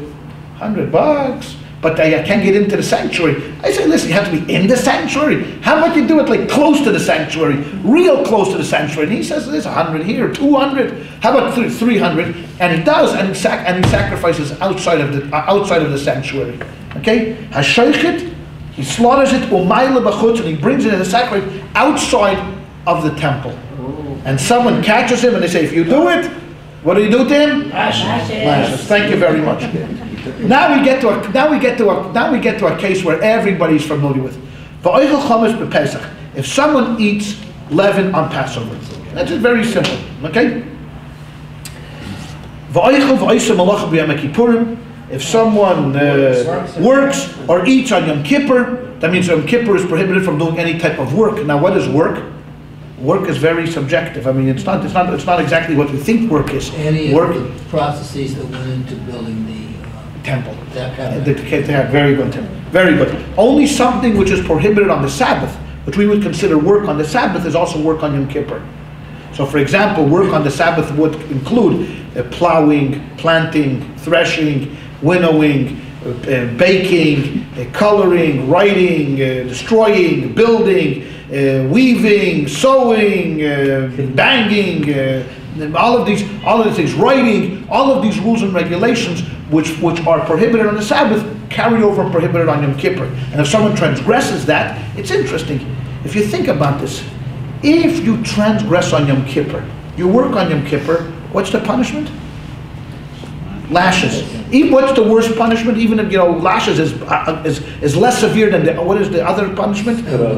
What? Excommunication. Not excommunication, but exorcism. Oh, exorcism. Exorcism. Get premature death. Exorcise. You exorcise the person out of the Jewish community. It's like an exorcism. You exorcise them out. Right? You get out. Now think about that. For Sabbath, the punishment is? For Yom Kippur, it's less. Yom Kippur is a less punishment than for Sabbath. Even though Yom Kippur is this day of atonement, you know what, it's so important, it's even called Shabbos Shabbosin, the Sabbath of all Sabbaths. But as far as punishment is concerned, it's a lesser punishment than hitting your father. You hit your father, it's a capital punishment. You kidnap you could understand. But blasphemy. You blaspheme God's name, I hate, whatever it is. What's the punishment? Capital punishment. And Yom Kippur, it's not. So it's interesting. I mean, but vis-a-vis Shabbos, it's really interesting because on the Sabbath, you know why? I'll tell you why. Sabbath outranks everything. Sabbath outranks anything. We don't even realize it because Sabbath is so common to us every seventh day. But the truth of the matter is, the reason why Sabbath is so restrictive. Let's say if I do work on sukkahs, it's not, nothing happens. You get mad, whatever it is, could get lashes, maybe, who knows, we have to look up the rules, but certainly not death. But sukkahs is so important, and Pesach is so important, and everything's so. Why Sabbath? Because Sabbath is really, of all the holidays, the one holiday that witnesses really the creation of the world. It tells the world that God created the world. It's a witness, right? I'm a witness, and if I deny that, what I'm really doing is what? Denying the existence of God. And that's why I think the Sabbath he really took very seriously. I mean, over and over again, he kept complaining about the Sabbath, the Sabbath, the Sabbath. And the funny thing is, they couldn't even keep 2 Sabbaths. In the desert itself, the second Sabbath, they already desecrated. I mean, there were people that desecrated it. So that's probably why. Yom Kippur, okay, Yom Kippur Day is a day of atonement. I'm not lessening the sanctity of it or the enormity of it, but it doesn't have the same punishment. See even here, you get lashes. On the Sabbath, you don't get any lashes. They take you right away out and they say, bye, bye, na, na, na, na. You know, right? Goodbye. That's your punishment. And you know, excuse me, remember that, Tim, those trading cards that you had? You mind if you, you mind if, like, you know, I picked them up, you know, like that Hank Aaron rookie card you have. I mean, what do you think of doing with that card? You know? Well, when you think about it, the excommunication is worse than the lashes because you can. Oh, no, yeah, sure, worse than lashes, but not worse than capital punishment. No. Sure, worse, but much worse than lashes. It's so easy to find a new community. I mean, no. It's not excommunication. Yeah. We should not mistake it. We went through this before. Okay. It's not excommunication. It's exorcism. Goodbye. That was done by God. Yeah. Only God can exorcise. Excommunication is something different. That's throwing you out of the community. That's a modern day phenomena. That's never done in the Bible. There's no such thing as excommunication. The only time we talked about a guy gets excommunicated, has to leave the community, is if he gets leprosy. There's a spiritual leprosy that you have to sit outside of the community. You have to go outside of the camp. Okay. But that's not really excommunication. Excommunication, what you're thinking about is the prohibition of talking to the guy. We don't give him an aliyah. We don't let him into shul. You know, those things I believe, I mean, don't quote me here. I don't think they ever work. I mean, I think they actually harm the community more than actually advance the community. Because what are you going to do? Let's say we excommunicate somebody. Big deal. By that time, he doesn't care about you. And if he's such a if he's such a strong person, he's such an unbendable person, you think excommunicating is going to care? We talked about always talk about the 2 most famous cases of excommunication. Spinoza. So what do you think the excommunication helped? Do you think it helped anything? Nothing. It made him famous. He dug his heels in more even against the Jewish community. He didn't come running back on his knees saying, "Oh, please, I'm so sorry. Please forgive me." Yeah. He said, "Who cares?" And on other cases, those cities that were specially set up for criminals and stuff, though, they're still Jews, and where they had cities for, you know, cities of refuge were different. Cities of refuge were only in one particular case where they accept people. That's if you did unintentional murder. If you unintentionally killed somebody, my hammer flew off of my axe. That's exactly it. If the head flew off an axe, you unintentionally killed somebody. Yeah, unintentionally. Oh no! If you intentionally killed somebody, it's capital punishment. Yeah. If you unintentionally killed somebody, now you might think unintentionally, I didn't mean it. Doesn't make a difference. The fact is that you killed somebody. You actually committed homicide. You have to run to the city of refuge. If you don't run to the city of refuge, well, I don't want to get into this because it's a very long discussion. Yeah. The Goyal Adam could get you. The avenger of blood may come down and cut you down. God, not you, I mean Jerry, I mean the proverbial you, the guy who did the killing. But that had nothing to do with lashes. That had a separate rule, a separate law, that if unintentional death happened, you had to run to the city of refuge and stay there for a certain amount of time, then you were able to come back to your community. But if you didn't go there, you were prime target. You were open target to the family.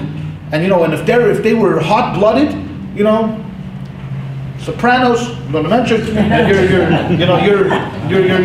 you're gone. Goodbye. There was a certain amount of oil, anointing oil. There was a certain recipe that you had to anoint the Kohen. The Kohen Gadol, when he was anointed by the king, was anointed with oil put on his head, and then it was placed on his eyebrow, whatever the ceremony was. That recipe for oil could not be duplicated by anybody in the community. That was a special recipe. Now, I think if you're already at the end of the Mishnah, please turn to page 28a. You're going to find the rest of the Mishnah translated on 28a. If you do not have 28a, in the middle of the page, the ingredients, one who compounds ingredients for the anointing oil, or, you see the or? Now turn to page 28a, and we will continue, if you're following along in the English. Mefatimas Aktoiris. Here, Judge, here's you have 28A? No, page here. Here, Judge, turn to the next page. You got the 28A? He's got it. One more? It's there. Oh, no. Back. Right here. Up at the top, look where it says 28. Upper right hand corner. No, Judge. it's 13B. Here, Judge, here. Keep going. Thank you. Here's 20, that's what we're gonna be reading from. Thank you. Okay? I don't have it. All right, if you don't have it, you don't have it. If you don't have it, you don't have it. Take one here. Okay, now let's keep going. From a fatim as a ktoris, incense. Ooh, this was a big service. This was one of the most beautiful services in the temple. Was incense. You took a bunch of spices, put them together, burned them. It was a reich nechayach, a sweet, safe flavor for a God. He loved it. One of the most beautiful services. There was one. I mentioned this on Rosh Hashanah the first night. There was one. Stinky ingredients, galbanum, that just stunk like all heck. Why did they include it into this Tyrus? Because even stinky people need to be included, right? That's the message. It was in the instance. Even though there's people that stink, even they are also part of the Jewish community. You can't throw them out so easily. So if someone, there was a very special recipe, just to give you an idea of what went into the Tyrus, we read it every morning just before services. We read about, here are the following 11 kind of spices: balm, onyx, galbanum, frankincense, myrrh, cassia, spikenard, saffron, expensive, costus, aromatic bark, cinnamon. Okay, and then they did it in a certain way, a piece of this, a piece of that. They grinded it all together and burned it as a beautiful flavor for the Almighty. If someone did that at home, he said, hey, listen, if it's good enough for God, why isn't it good enough for me to sit there while I'm eating Shabbos, or not on Shabbos, but on another day? If you did that, what happened? Flashes. Someone, if a Kohen saw, hey, you know what, look, there's, said, hey, Mark, you know what's in that cup? That cup is filled with actually the anointing oil. Why don't we? Yeah, come on. Then you ever have a desire to take some of that anointing oil and we actually anoint ourselves with that oil? Guess what? Flog him. Okay. Then how do we eat kosher meat? We talked about before. You have to have a knife, and you have to have a kosher shaychid, and you have to have a kosher animal, and there has to be 5. Things you have to be able to cut, know exactly the vation and the corner, the windpipe and the food pipe, and you have to cut them through clearly, on one shot. But if someone doesn't do that, what if he's a lousy shaychid?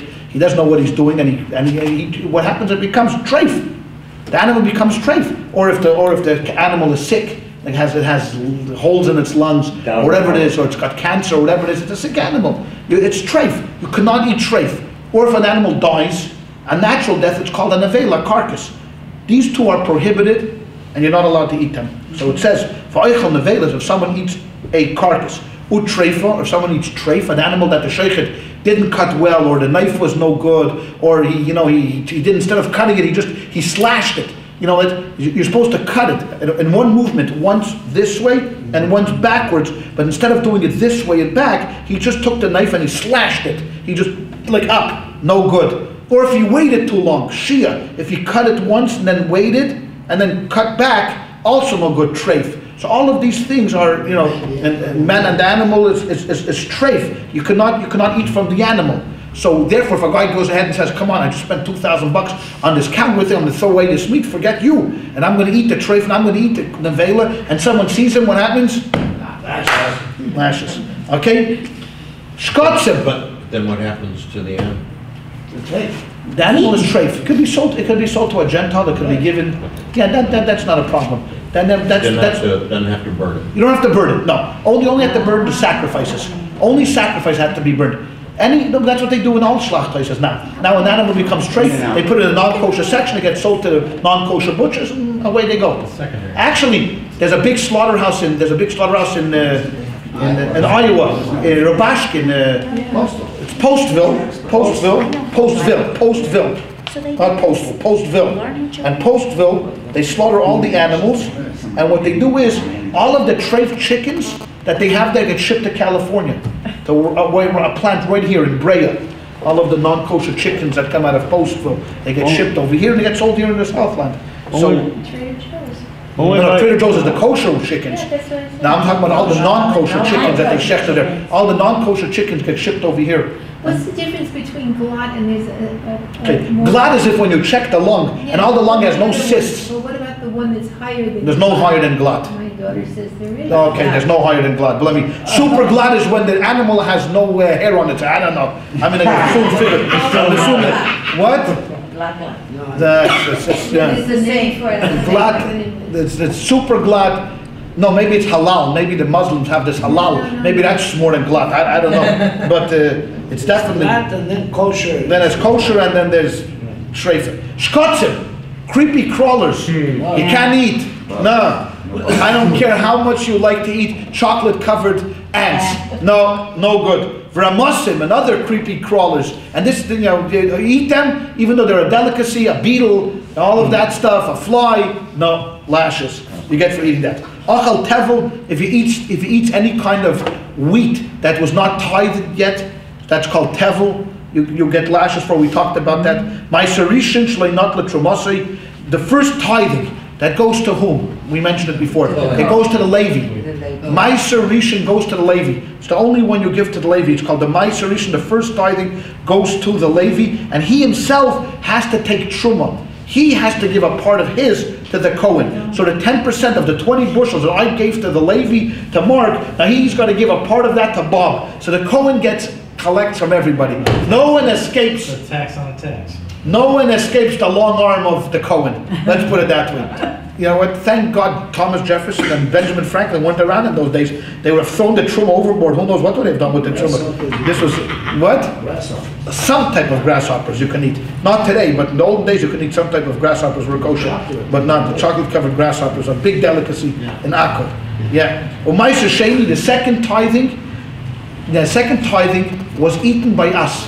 We were allowed to eat the second tithing. Ma'aser Sheni. But there was a caveat. You could only eat it in Jerusalem.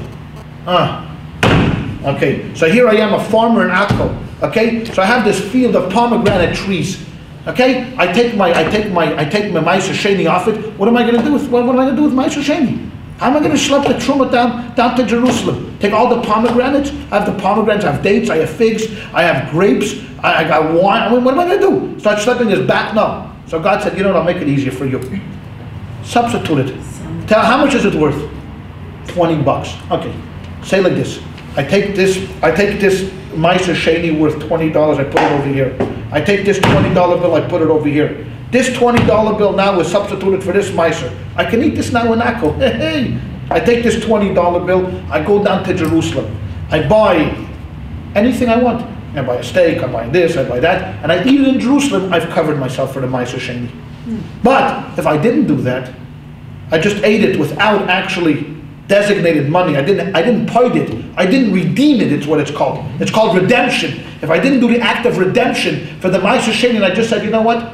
I'm not going to go down to Jerusalem anyways. What I can't. Please God, I'm busy. I got people to take care of, and I go ahead and eat it. And I warned you beforehand. What happens? Thank you very much. You guys are getting it. Ma'aser Sheni also 10%. No, Ma'aser Sheni is not 10%. It's a much lesser Ma'aser Sheni. It's a little bit of it's a bit. If you wanted to, you could bring a basket of fruit. If you wanted to, I mean, if someone wanted to, he could bring it. But if we didn't want to bother, you could redeem it. And there's a good lesson. It's important to teach this lesson. No, it's not with Ma'aser Sheni. So forget about it. Forget about it. To the Kohen on the firstborn. Yeah, because firstborn. I mean, we didn't go through all 24. That's pidyon aben, pidyon chamayr. Don't. Pidyon aben is you have. Oh, son of a gun. Pidyon aben. That also goes to the Kohen. $5 to the Kohen. Or keep my kid. I don't want to hear. Send him back when he's 18. Let's get to the bottom of this because it's 5 after 9 already. Yeah. So I want to finish the Mishnah. Please hang in there with me just for a few more minutes. So he says like this: "V'hektish niftu also hektish that wasn't redeemed." Then he asks a question. Here's where we get the first argument. Please turn to page 28, or if you're following along in the Hebrew. Kama yoichel min hatevel. How much could be eaten? Mark had a good question before. How much do you give from? How much is eaten from the tevel v'chayev that he should be responsible for lashes? How much are you eating? How much? So here's the first argument we come upon. Reb Shimon Leimer Kol Shehu. Reb Shimon says even one kernel. If the guy went ahead put his arm in the tevel, pumped it into his mouth, and ate one kernel, beat him. Give him lashes. Give him lashes. The rabbis say kazayis. No, it has to be worth an olive's worth. It's got to be compressed into an olive's worth, or whatever it is. It depends on what kind of olives. There's Egyptian olives, there's this kind of olives, there's Spanish olives, all different, but I like to take an olive's worth, whatever it is. Okay? The rule is, it has to be an olive's worth. The rule, always generally speaking, if you have an argument in the Talmud between an individual and the sages, majority rules. That's the way it goes. That's it. The majority rules. Rare cases, there were certain rare cases where the individual was able to point out certain deficiencies in the argument of the sages. Okay, so then he could win, but that was rare. If there's Yachid v'Rabbin, halacha k'Rabbin. An individual and a majority, the rule goes according to the majority. Okay, so even though Reb Shimon was a great guy, but the rule goes according that it has to be Amr lehen Reb Shimon. So he said so Reb Shimon said, okay, you guys are so smart. I'll ask you this question. Don't you agree with me? When it comes to food, namola, an ant, kol shehu chayiv, even if you eat an ant that's less than a gris, it's less than a pea, even an ant, a small little ant, that you're going to get lashes for it, doesn't make a difference, right? Doesn't make, you don't have to eat an ant, you have to eat an ant the size of an olive. You ever see an ant the size of an olive? No, I've seen ants carry an olive. That I've seen. They all get together. They're very, industrious ants, right? They always say, why can't you be as industrious as an ant? Sure, if everything you had to drag around, you'd be industrial. But you know what? But an ant, no matter how small it is, if you eat an ant, you get lashes, right? So Shimon pointed out a good argument against the rabbis. What about an ant? If you eat an ant less than a kazayis, less than an alsworth, you still get lashes. Why do we wait for tevel? So they said to him, because that's the way it was created. Since God knew that an ant is going to be very small, much less than an olive's worth, and still he said prohibited it. He said it's prohibited from eating. Therefore, since it was created that way, that's the prohibition. We don't have to make it up. But since tevel, the prohibition against tevel and the measurements were given into our hands, and since it's our responsibility to adjudicate this law, we've decided to make it an olive size. An olive size. Amr lahen. So he said to them, What about one kernel, one grain of wheat? That's the way it was created. So he actually equates one grain of wheat because that's the way it was created. And God said it's prohibited from eating tevel. What do you mean? So let's take this for example. So what happens over here? Let's understand this argument. Reb Shimon looks at it like this. He sees an ant walking along. He says that's the way it was created, and even though God knew it's a minor, I mean, you know what, it's so minor, I bet we've eaten ants. You know what, you go into a restaurant, you don't know what, God forbid, you don't know, I don't want to get really gross, but I'm telling you, from time to time you eat an ant. I'm telling you. It's in the soup, it's in it, the right way, there's a fly in my soup, hey. So what, what's a fly doing in my soup? I think it's the backstroke. I mean, that's what he's telling me. See all this joke in the book. I mean, you know what, how much can a fly eat already? So you eat the fly. Adds a little flavor, salt, pepper on it, okay. So Reb Shimon looks at it and says like this to himself, listen, you know what? God knew that an ant is much smaller than an olive, and yet he still decreed that small ant, the way it's created, should be prohibited. Now he took kernels of wheat. And he prohibited it from eating until the tithing came through. So why should it be any different? God could have created a kernel of wheat this big, right? He could have made kernels of wheat olive size, but he didn't. He made them very small. So why should he not? If he prohibited a small ant, I feel the same way is true about God's creation. Why tinker? If this is true, this is true. The rabbi said, no, you don't understand.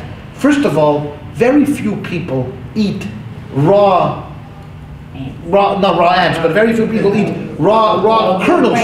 Raw grain, no one eats raw grain. Who eats raw grain? An idiot eats raw grain. Goes there, sits there, with the thing in the mouth, in the teeth, this thing in the teeth. Where are people from? I don't want to say, don't say. But believe me, it's not from Cambridge, Massachusetts. Let's put it that way. Okay, so I won't get into it, politics. Okay, so let's go up here. So here. So you have this little... I know one hayseed that was in New Haven. No. Joel Lieberman? No, he's not. He's now in Washington. From Connecticut? No, he's not. At 1600 Pennsylvania Avenue. Really? Go no. Hayseed. Go hayseed. What are you gonna do? What are you gonna do? There's been worse. Okay. I don't know. Okay. Anyways, you know what? So then there's last one. Yeah, the last one. His father, he meant. Okay. Oh, Where's Charlotte when we need? So then, okay. So you know what? We'll turn off the tape, Bill, when we get into the argument about who's been the worst president in the United States. I think it was Rutherford B. Hayes, my own personal favorite. I don't know why, but why not? Okay, but nonetheless, so the Chachamim say, listen, let's be realistic. No one eats raw kernels. When do they eat it? It actually is only eaten after you first grind it and made it. So you have to have some proportion that makes sense. And to us, the smallest proportion that makes sense is an olive's worth. You could chew it, you could eat it, and that's the way the law is ruled. How do we know the law goes according to the Chachamim versus Reb Shimon, even though there's a general rule, Yachid Karabim, Halacha Karabim? How do we know? I'll give you a little sign. So if your neighbor asks you tonight, they studying the Talmud, they want to know what the rule is, you will notice. Here, go. Look closely here. But you can only see it in the Hebrew, I'm sorry. In the Hebrew, if you please turn to the Hebrew. Even if you don't read the Hebrew, just turn to the Hebrew for a second. I want to point something out to you. Because today, it doesn't take much to be a great scholar. Now here, Judge, I want to show you. You see this little letter right there? What letter is that? That's a chaf. That's a chaf. You see that little letter chaf? See this letter here in the Mishnah? Right here. See this letter chaf? That little letter chaf, not the big one, but the small one. Yeah, I see it. You see that little letter chaf? Yeah. Here. Yes. This one right here. I do. See that little cuff on top of kazayas? Yeah. Right. You see that? It's a tiny, tiny little cuff. For most people, they wouldn't even read it. It's so insignificant. What does that tell you? That refers you to Maimonides. Remember I told you last week on the side of the page here, right? So if you look at the chaf, and if you want to see exactly where it is, if you look up at Maimonides, the 10th chapter, oh, let's see if I could remember it. Hold on one second. I think it's coming to me. It's coming to me. It's actually the 10th chapter of the laws of prohibited food. I think it's the 19th rule, and I think it's the 19th sentence in the thing. Oh, wow, Rabbi, you remember all Maimonides? You remember chapter 19, verse number 24? Yeah, sure, it's nothing. I know it, but that's why, because that little chaf gives it away. That chaf is the winner. In every argument, you will find somehow the dispute has already been settled.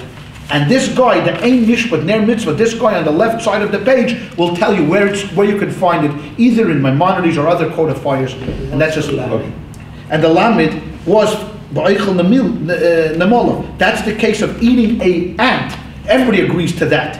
There's no argument in Eichel Nemola. But if you wanted to know where is it in Maimonides, since the rule, so it will tell you. So all these little superscripts refer to Maimonides? Right. All the little letters, like all these little tests, and it refers to up here. This guy right here will tell you where it is. You see the chaf there? Yeah. Maimonides, Peri, Yud, Machalas, Asuris. So that was just a little tidbit. That wasn't supposed to be in the $36, but since you're such good students, I'll let you in on it. I'll let you in on that. I'll let you in on a little secret. The asterisk goes on the side over here.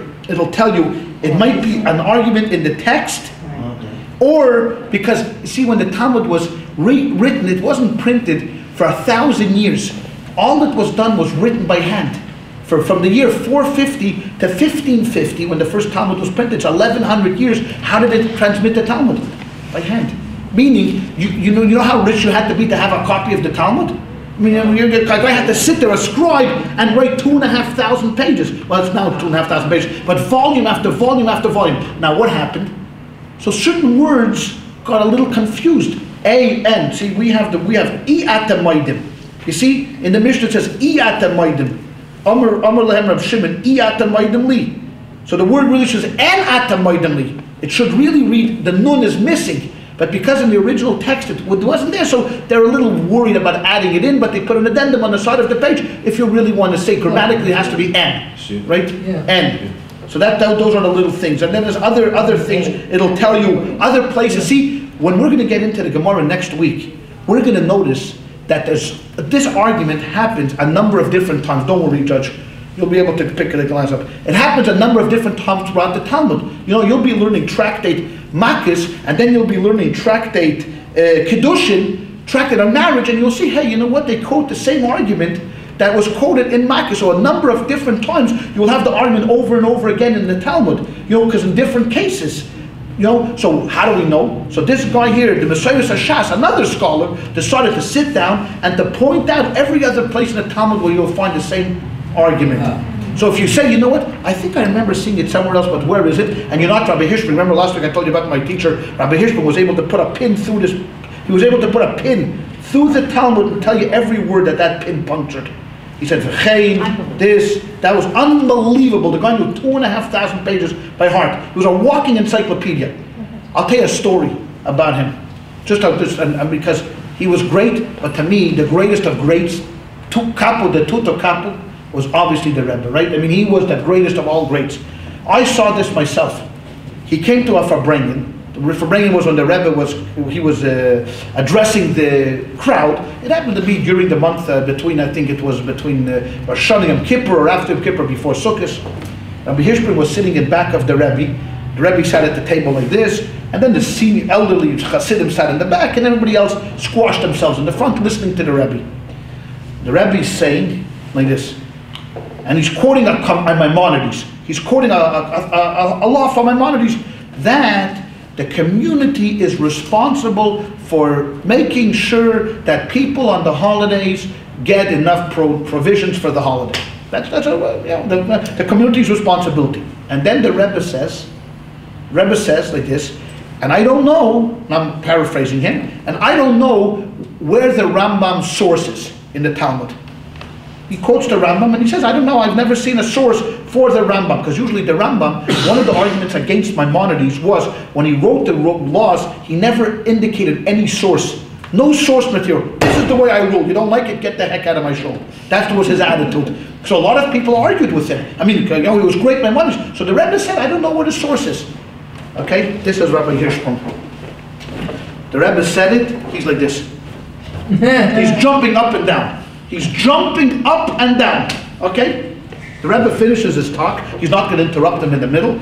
He makes a beeline for the Rebbe. He goes like this. Marcus, the Rebbe is going to play the role of the Rebbe. I'm going to be Rabbi Hirschman. I'm going to be Rabbi Hirschman. We're role playing. Right. He's sitting here, and Marcus finished. He's finished. He says, L'chaim, his talk is over. Boom! He grabs the Rebbe's hand like this. He's holding it like this. He's shaking up and down. And you can't hear what he's saying, but later on he retold the story upstairs. He goes like this.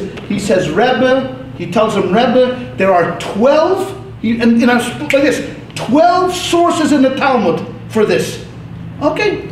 The Rebbe doesn't get flustered. The Rebbe knows that Rabbi Yishmael is a very excitable guy. You know, his head is already, smoke is coming out of his ear. The Rebbe is a lot calmer. You know, he's dealt with people like this before. You know, he says to him, listen, Rabbi Hirschman, right now it's in the middle of a Farbrengen. You know, right now we're in the middle of a discussion. I can't, but you know what? I'll tell you what to do. Why don't you write me a letter indicating where the 12 are, and I'll take a look at it. Okay.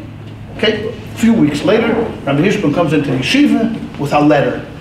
What happened? The next day, he's no slouch. The next day, he sat down and he wrote the Rebbe a long letter with all 12 sources in the Talmud, which he remembered on the spur of the moment, 12 sources, and he sent them into the Rebbe. So the Rebbe, during the month of Tishrei, couldn't answer him because, it was going on during Sukkot in 770, what the Rebbe had to do and this and that. After Tishrei, a couple of weeks later, he gets a letter from the Rebbe. Every one of his sources, the Rebbe showed him that it's not a source. Every one in the Talmud, the Rebbe showed this is not a good source, that's not a good source, this is not a good source. He knocked off all 12 sources. So he says, I knew the Rebbe was good, but I never realized he was this good. He was that good. I mean, so you know what? But I'm not talking about the greatness of the Rebbe, because that I knew. I mean, that the Rebbe was something special. I mean, you didn't need a genius to know that the Rebbe was something special. I'll tell you one other story. But Rabbi Hirschman, the Rebbe is a special guy because he's a Rebbe. I mean, this is what he gets paid for being spiritual and holy and miraculous and whatever you want to believe in him. We'll stop short at some other stuff. But you know what? Well, that's no chiddush. But that Rabbi Hirschman in 1 second should be able to zoom in 12 places in the Talmud to be able to quote sources. That's something unbelievable. That's something unbelievable. Just to finish off, the Rebbe lived for many years before World War II in Paris. And, you know, they still know the house. He went to the Sorbonne. He went to the University of Berlin. The Rebbe was a well-educated person. He was a scientist. He got a degree in engineering, mechanical engineering. You know, he was a well-rounded. But while he was in Paris, he was a young man. I mean, not many people really knew. All they knew of him that he was the son-in-law of the previous Rebbe. That all they knew. So, I want to see over here.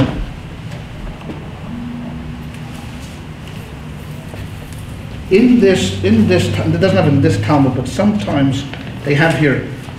I want to show you here. This is called Rabbeinu Hananel.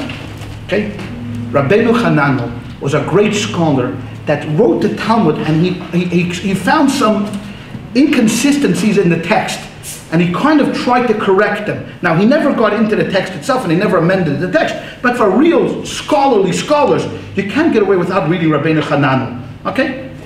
So why do I point this out? Because one of the things the Rebbe did was in the morning he would give a Talmud class. The people in the shul that he davened with, he was a young man, he was a scholar, great scholar, and he would give a class. So one day it was like the class was like at 9 o'clock, and the Rebbe walked in and he took the Gemara, he opened up the Gemara, and he said, okay, they were learning, I think, Baba Kama. You know what they were learning, this tractate about damages, torts, and the Rebbe started reading from it and quoting it, and then he quoted Rabbeinu Hananel. He said, let's look at the Rabbeinu Hananel, and he was quoting it. And one of the gentlemen was following along in the Rabbeinu, that little notation of Rabbeinu Hananel's notation, and he saw that there was the Rebbe was either had a different text or something, the Rebbe didn't quote it just correctly. Okay. He didn't say anything. He didn't want to say anything while the Rebbe was giving the shir. The Rebbe finished the shir. He walked out. So he was curious. He was no slouch. He was curious. He wanted to see maybe the two texts are different. He opens up the Talmud. It was a completely different text. It was a completely different book. The Rebbe had, by mistake, taken a different book, and he was quoting by heart. This whole lecture was by heart. That means, he ran in. He grabbed. They were learning Baba Kama, so he grabbed a makis. And he opened up the book of Makis, and he realized himself that he has this Makis. So instead of going and picking out a Baba Kama, he just gave the class by heart. But when he quoted Rabbeinu Hananel, it was a little different than this. The guy said, "This is unbelievable." The guy said he never saw God like that. He never saw something like that. How can a person just pick up a text and start quoting from what they learned last week, and that was that? But see, to me again, these are no miracles, because to him, to us, he was a special scholar. All right, is there any questions?